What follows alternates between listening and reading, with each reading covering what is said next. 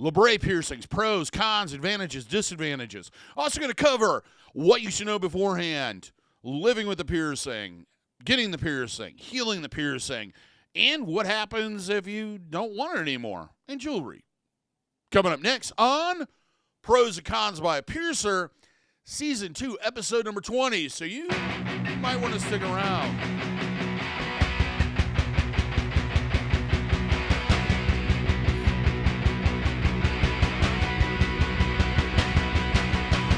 For those who are new to the channel, first off, welcome. Hope you're enjoying the videos. Hope you're finding them entertaining and educational, and you're learning lots of stuff.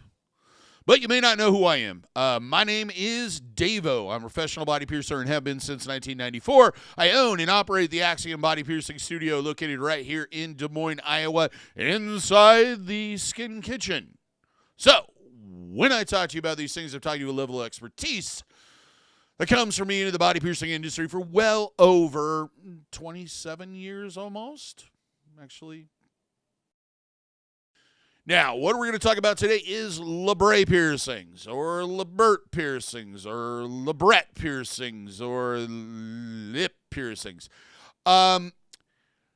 Basically, I kind of always define the two of these differently. Lip piercings are done more at an angle that is upward. Think of a vertical labret where it's almost out of the top of the lip. Labret piercings are done straight through at a 90-degree angle to that lip. They can be placed anywhere along the bottom, below the gum line, above the gum line, depending on your facial structure and etc. It really depends on that. Now let's get into this pronunciation thing.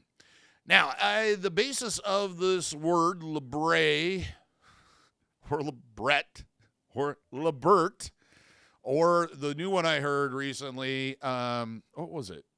Labret, like Bret, like British, Labret. Here's the deal. This is based on a kind of bastardization of a Latin word transferred into English and then given a French-style spelling. The basis is based on the Latin word labrum, which means lip. And it became any type of adornment of the lower lip or lips. So you put whatever you put in them or whatever you had around them. Now, the piercing industry, I think, created this confusion a long time ago. It really depended on who you apprenticed under or who you first had contact with outside of the internet when it came to jewelry or what have you. Half of us pronounce it as Labert or Labret. The other, it's Labret. If you go into a studio and you ask, can I get a Labert piercing or a Labret piercing or now I'm Labret, they're probably going to know what you're talking about. The same thing when it comes to the jewelry style, which is named after this piercing. That was traditionally did center towards the more inside the mouth than other piercings. Since then, it's kind of taken on a life of its own, is used throughout the mouth, on the bottom, pretty much. Anyway, when I first started piercing, this particular word, when it was in catalogs and etc., was spelled Labrete. And that, I believe, is where that confusion began to come from. Gauntlet had one way of spelling it without the E, and I want to say it was Silver Anchor spelled it that way, and a couple other companies that have been around forever that were around in that period of time did too. So I think that's where this French connection came from. That and just the usual body piercing misinformation. Even academia seems to be debating over how it's pronounced because there are 3 different pronunciations. Just try searching on the internet if you have nothing else to do. Now, the biggest thing with this type of jewelry is the only thing you can really wear in these piercings is Labret jewelry. It has to be a Labret stud. It can't be a ring, can't be anything else. I know that a lot of people will tell you, yeah, you can wear a ring in it. The problem is having a ring that's large enough to go all the way around the lip but have limited contact with teeth and gums. Kind of hard to do. As far as the history of this particular piercing, lip piercings of this style have been a part of tribal cultures and native cultures for a long time, especially in the Americas, Southeastern Asia, Africa, and etc. There's numerous examples of this particular style of piercing done with various different types of materials, from metal all the way down to bones and wood and etc. With that out of the way, let's move on to the pros, the advantages, the things that make you go, yeah, that's the piercing for me. Starting with number one, this piercing has a long history of healing. It is not a experimental piercing. It is not a piercing that's notorious to having problems. It's usually a fairly easy heal depending on the location, and you're not going to have a lot of issues, more than likely. Number two, there's a lot of placement options with this. There's a lot of real estate down here on your lower gums. Generally, it's anywhere below that natural ridge line that you have. If you pinch down right about there, you'll notice there's kind of a hardening area. Basically, we want to go below that about 1/8 of an inch, but you can go deeper. You can go to the side. The only thing you kind of want to avoid is the muscles that run along the side and get into this like general cheek area. You want to stay away from the cheeks, but that's an entirely different video, and we won't get into that. Number three, can be done in groups, as in bites, as in snake bites and spider bites and this bite and that bite, and everybody has a bite. You can basically triangle placements, square placements, anything that you can imagine and you have the real estate for and the anatomy for, you can do with this particular piercing. You can do it deeper in the mouth. You can do it higher in the mouth. You can, everything, it all comes down to what your anatomy can handle in your own imagination.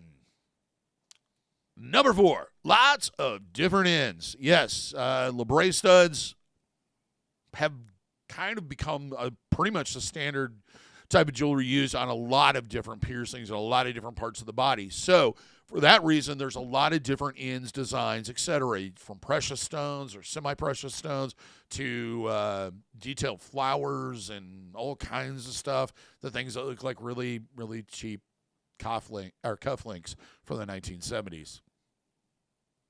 So it's basically what you want, threaded, non-threaded, etc. Number five, this piercing has a lower profile than other piercings. And what I mean by that is it doesn't really get as much contact because of where it's located at and because this tends to be flush to the body. During the healing process, you're going to have a longer one in there part of the time or all of the time to allow for the swelling. But after the fact, when you put your final piece in, it'll be tight and snug, not likely to get caught on things as readily as, say, a ring would, or even a piercing in another part of your face. It tends to kind of just stay there and doesn't get a lot of contact. Before we move on to the cons, if you like this, find it entertaining, educational, or what have you, please give me a thumbs up. Let me know what you liked it, because I like it when you like it, and it makes me warm and fuzzy. And if you haven't subscribed, please subscribe, hit that notification bell so that you're notified every single time we post a video. Now with the pros out of the way, let's move on to the cons, the disadvantages, the things that make you say, no. The things that make you say, I don't think this one is the piercing for me. Starting with con number one, wrist to teeth, gums, and bones.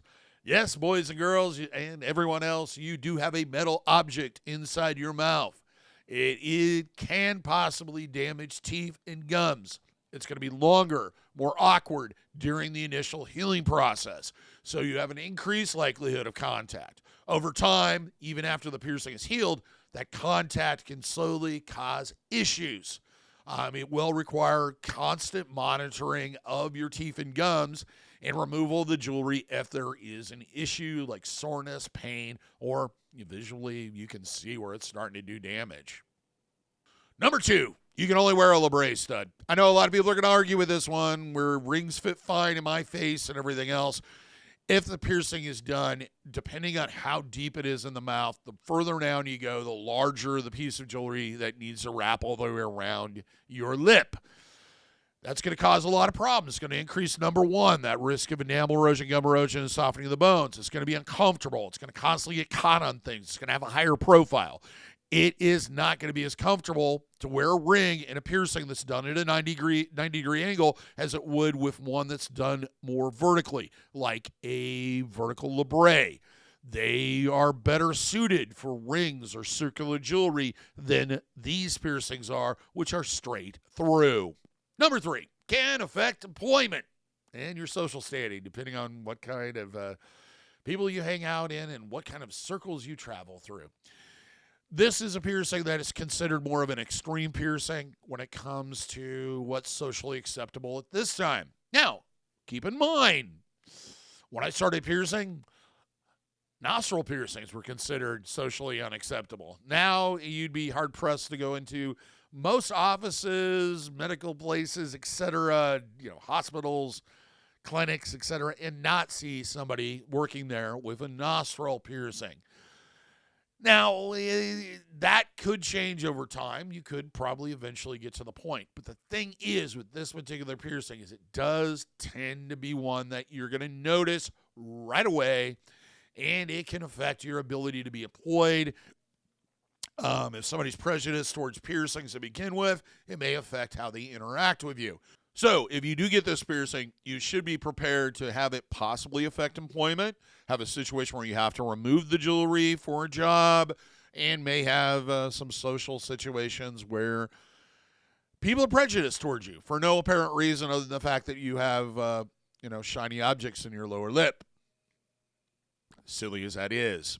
Number 4, the swelling. Because everybody loves it when things get bigger and swell and are uncomfortable and hard to deal with.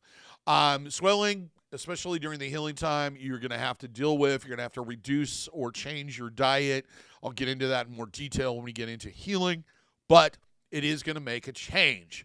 It is definitely a piercing that you're going to have to cut back on certain things for a little while, at least the first week or so. Number 5, you generate tissue very rapidly in your mouth, and these piercings can close pretty quickly. I've had clients that have had these for a number of years, took them out for a couple hours to go see their crazy Aunt Lacey, and had problems getting them back in. It's really a piercing that you do need to leave something in it at all times. I know there are those rare people, those special little unicorns out there that can take these out and leave them out for years on end and have no problems getting them back in, but the rest of us, yeah, they close.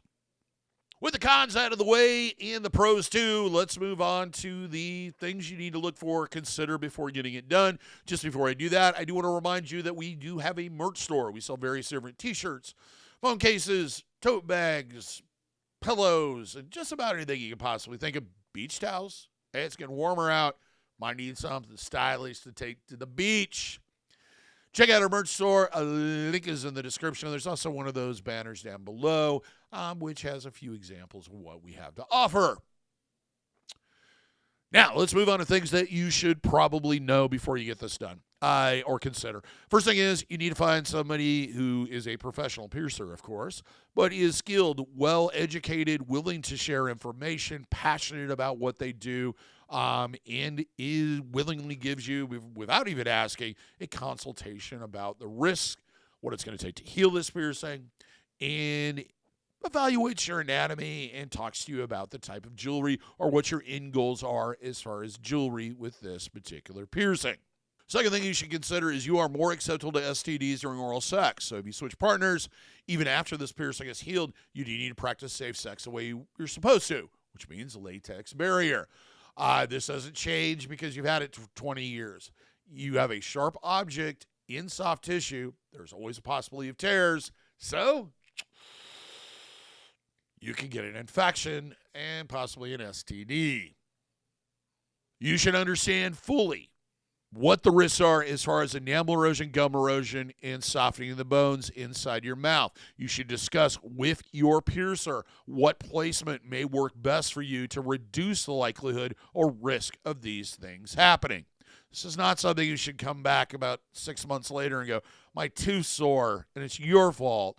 You need to discuss this with them and talk to them, especially during the placement, and cover what type of jewelry you're really wanting to wear in it. You should discuss your diet with your piercer. What is the things that you're going to need to reduce or change in your life for the healing period? With this one, swelling can occur, and I will get into that a little bit later, and there are some changes that you do need to make. Lastly, you should ask whether or not your piercer supplies aftercare products. If not, what products do you need? Where do you need to pick them up? Go out and purchase them ahead of time so that you have them on hand, so you're not running all over the place with this fresh piercing, stressing about finding stuff. Now let's talk about the piercing experience as I see it, or as I would do it. First thing that would happen is you would come into the studio and we would go through a short consultation. This consultation is going to cover things like what it's going to take to heal it, what risks are involved, of course, price, jewelry options, checking out your anatomy and seeing whether or not the piercing is possible or not, and etc. We would also talk about any goals you have as far as wearing jewelry. Did you want to wear rings in this eventually? Did you want a special type of piece? What have you? That can all happen during the consultation. Now, next goes on to the waiver, which is kind of part of the consultation, because a waiver should cover things like whether or not you're allergic to certain materials that they are going to be using, whether you have any metal allergies, which is something I generally ask whenever picking out jewelry, unless I'm just using titanium, because the chances are so slim it's not even worth discussing. Also, it should cover whether or not you're on any medication, controlled or uncontrolled substance that may cause issues, health issues, of course, anything like diabetes, hemophilia, blood clotting problems, anemia. They're going to talk to you about that and see if that's a problem. Here's the deal. If you have a pre-existing condition or you're on blood thinners, you should discuss your options before the piercing with your doctor, because they know your condition, they know how it's being treated, etc. So they will know whether or not, or if this piercing is going to heal correctly, and if it's going to cause a massive problem with bleeding. Next off, they would wash their hands. The piercer would, or I would. Next up, we would scrub up and start setting up the piercing to do. Then we go ahead and disinfect the area, and usually with a surgical scrub such as providine iodine or betadine, Hibiclins. There's various different things on the market that various piercers use. Next, we'd market. Now, this is a time where you might be asked to make a bunch of funny faces and etc., because we're trying to determine how much movement you have in your face, how much that bottom jaw goes up and down, and how much that lip moves back and forth. So we kind of determine where that jewelry is going to have contact on the inside of your mouth and how much damage it's going to cause. At this time, you should talk about whether or not you're considering rings. If you're dead set on doing this with studs initially, or want to have the option to try to wear both, you want that placement as high as they possibly can do it. It's that simple. Usually with the marking, it's done even with the ends of the nose. See? So they're about here. It's most common to do them inside that area. If you're doing multiples, sometimes they'll move outward. If you have any future plans for doing bites or any type of combination or grouping, you need to discuss that with your piercer at the time of the initial piercing so they can kind of figure out exactly how those are going to work together, even if you're not getting both of them done that day. The other thing you want to consider or have them do possibly is draw on. Like if you're thinking about getting snake bites, have them draw both of them on so you have an idea of where they're going to be. Now, placement, we already talked about a little bit, but it should be at a 90-degree angle. It should be kind of even on the inside of your mouth to the outside. The lip is not straight up and down. It kind of points a little bit outward, and it should be at a 90-degree angle with that to get that disc as flat on the inside as possible. In my opinion, these piercings are best done with forceps, inside to outward. Once the piercing is done, that needle's inserted, the needle is pushed out with a taper pin or guide pin. For those who are not familiar with it, there's kind of three different styles. There's the old style taper pins, which just kind of have a hollowed out end on one side. There's the other type, which are actually like guide pins more so, where either they have threading on one side or they have a pin that comes off that goes inside the jewelry. So basically, you push the taper pin, or use the taper pin to push the needle out, and then you connect the jewelry to the taper pin on the inside, and then insert the jewelry into the actual piercing. They may use forceps to clamp the jewelry, just to make it easier to either screw on the ball or to insert the threadless piece of jewelry. And this could take a minute or two. On some cases, sometimes we're dealing with very small jewelry in very tight areas, and it can be a pain in the ass to get them damn things started. I would always advise that you use internally threaded jewelry whenever you're getting a fresh piercing, or even after you have a fresh piercing. Avoid external jewelry. It's not good, generally. Now, there might be some slight to moderate bleeding. These can bleed a little bit more, just basically because that taper pin is usually slightly thinner in spots than the actual piercing. Don't be surprised there's a little bit of blood. You might notice a little bit throbbing and aching for about 5 to 10 minutes after the piercing is initially done. That should fade in time. Then it will just be tender to the touch. And I'll talk to you about the aftermath when we get into healing the piercing. There might be some bruising. Usually when it does happen, it's on the inside.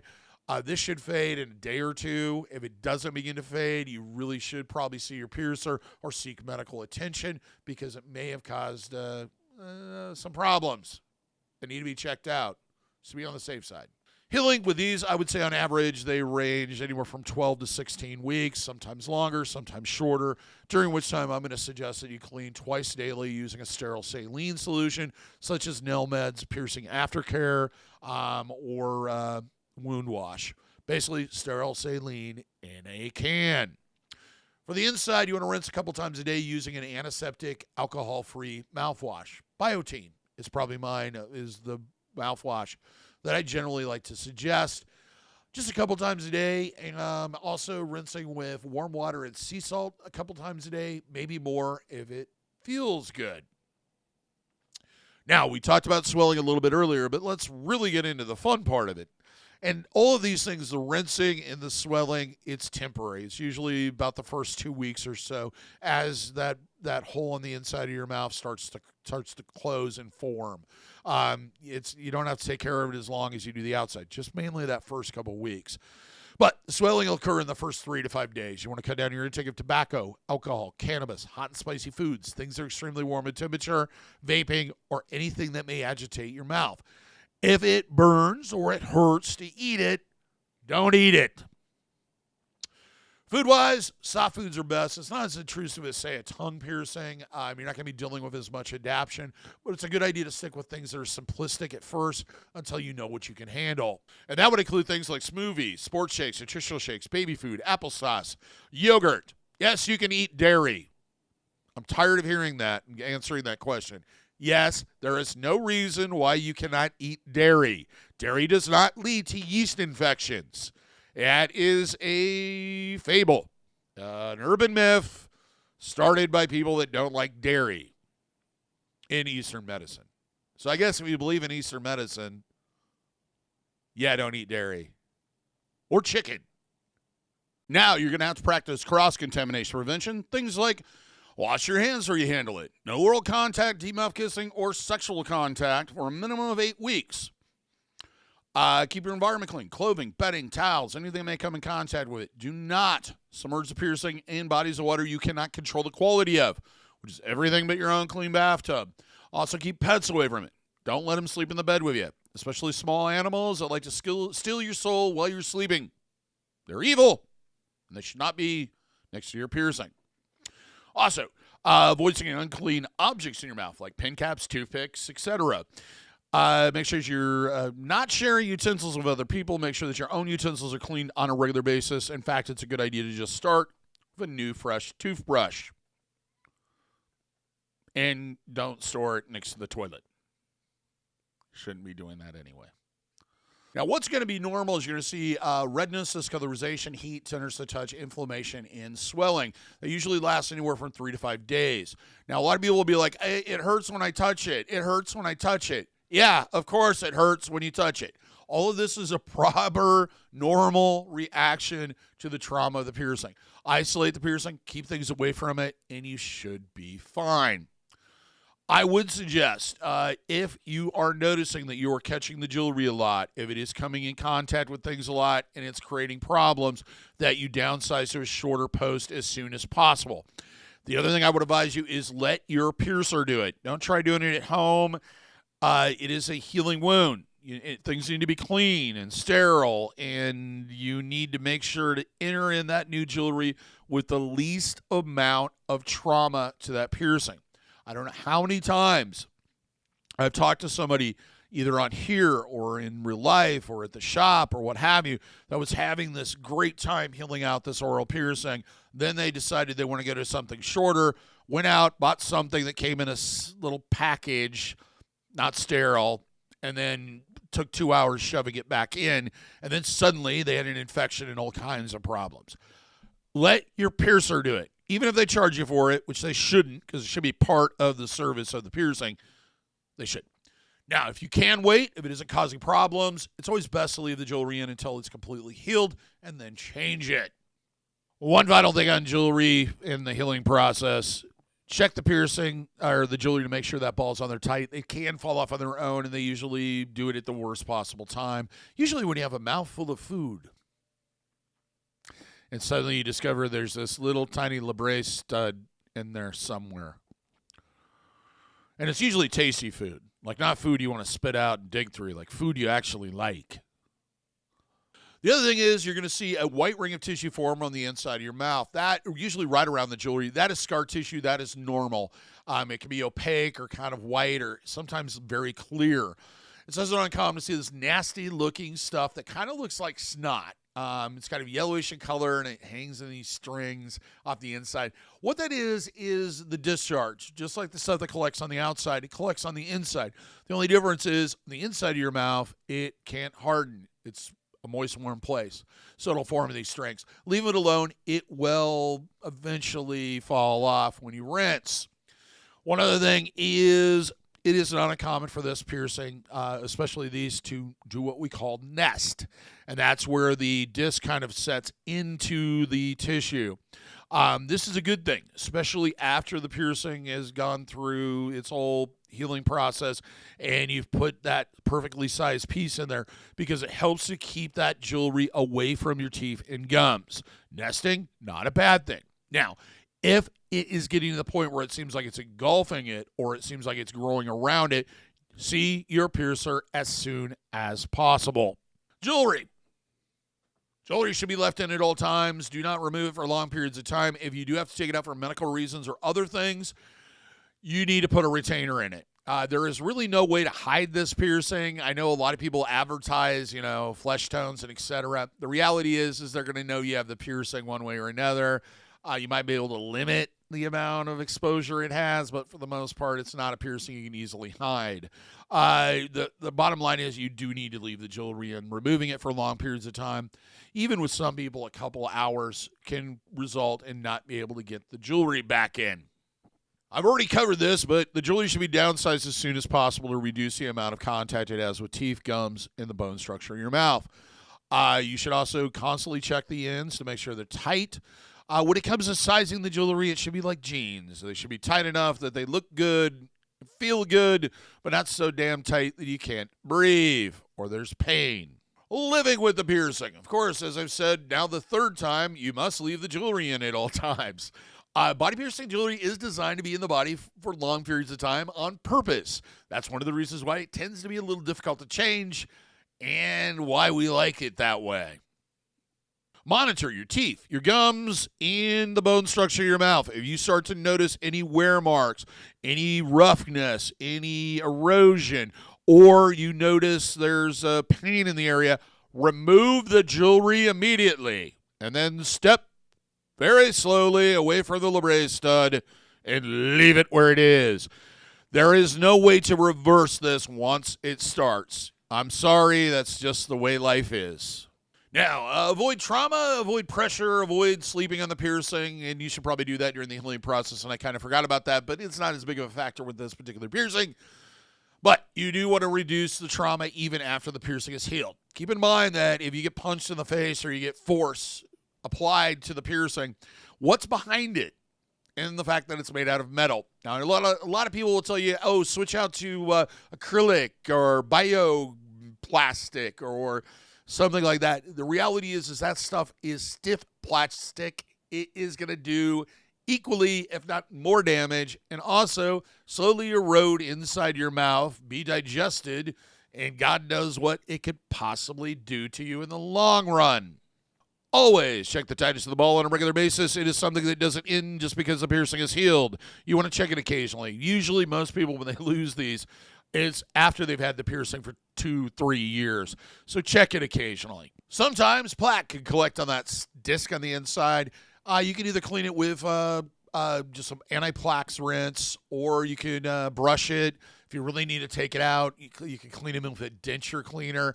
Some people claim that it leads to bad breath. Same thing with tongue piercings. I don't really think it does. But yeah, it's a good idea to, practice some hygiene. Hygiene. And now for the ending. What do you do if you're going to abandon the piercing? If it is during the healing process, you want to monitor the wound until it is completely closed, just like you would a cut or a puncture or anywhere else on your body. That means keep the area clean and keep things away from it. You can cover it if you feel like that's going to help, especially if you work in an environment where you're coming in contact with a lot of contaminants. If you had the piercing for a while and it completely healed and you're just done with it, take it out. It's just going to slowly begin to close. There's not really much you have to do. Now, usually when the piercing closes, it'll close in the center and then work outward. These sometimes will close on the inside and then the center and then slowly start to close outward. Sometimes sebum will collect in it, and dried skin cells and et cetera. And when you squeeze it like a pimple, this white stuff comes out, except unlike a pimple, it smells really bad. Don't worry about it. It doesn't mean the piercing's infected. It doesn't mean anything needs to be done. Just clean the area. It's part of nature. Well, that's all I have to say on Labret piercings. Hope you learned something. Hope you found this educational. If you did, leave a comment if you'd like to share anything or you have a question about something. Till next time, here's hoping all your piercing skill of ease and without a single issue. And if you're in the Des Moines, Iowa area, I hope to see you for your body piercing needs in the future. Have a good day, everybody. Thank you for watching. Take care. Take care of one another. And we'll see you in the next video. Actually, you can hit one of these cards.